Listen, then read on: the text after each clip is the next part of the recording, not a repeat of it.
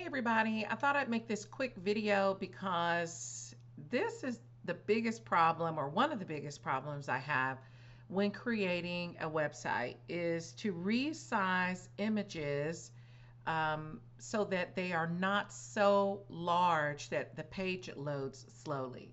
Now you can go in and get a bunch of plugins that help you optimize, but I have a subscription to Photoshop and I wanted to show you how to do it with this tool instead.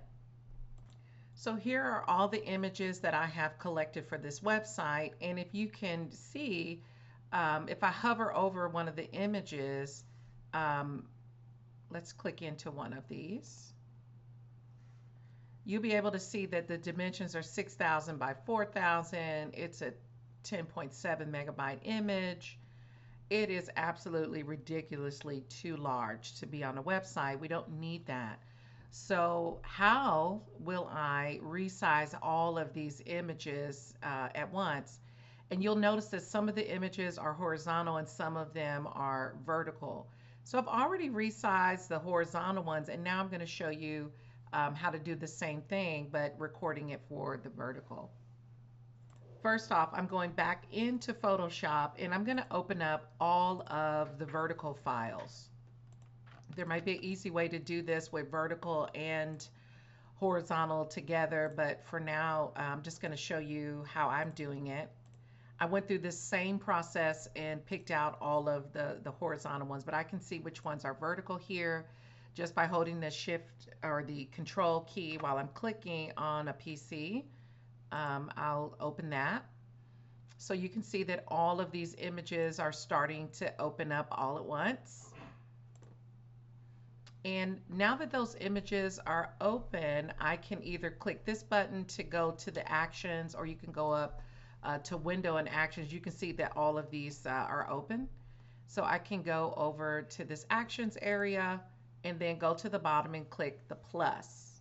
So I want to create a new action. This is going to be my resize vertical, and I can push record. So what's going to happen is I'm going to do the first image and show Photoshop what I want to do in that first image, that I wanted to do it the same with all the images without doing it myself, which is the goal here. So I want to go up to image, and you can choose however you want to do yours, but I want all of my images. This one is 94. I want all my images to actually be 100 from a resolution perspective, and then I want them all to be no more than 1600 for my width, and then the height will be this one. Actually, I'm actually going to take it down to 900. That'll make it even smaller. So it was 59 megabytes, now it's only 3.25. And now I'm going to say OK here. There's my image, and here it is at 12.5%. So if you want to see what that's going to look like, you can roll it up to 100%, and you can still see that it looks really nice. The next thing that I want to do is to save it. So I want to do a copy. So I'm going to save a copy, and then I have a folder that I've already created, and it's the vertical resized. I want to go in there, and I actually want to change these to pings. So that's all I want to do, and then I'm going to push save here, and then OK. But then the last thing that I want to do is I want to close this, and I don't want to save over the original. I'm going to say no. So now it's automatically taking me to that next image. That lets you know that I'm finished. So I can go here and stop the recording.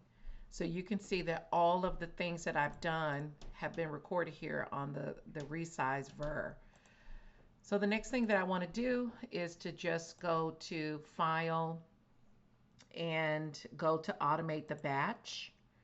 And if you're looking here, it's going to be under those default actions, and the action is the vertical resize that I did, and the source is all the open files. So this could also go to a folder that you have all your images in, and I would just say that if the images aren't all vertical or all horizontal, that this could cause issues. So I'm just using the open files, and leave the destination at none because in my action, I actually told it where I wanted it to save it.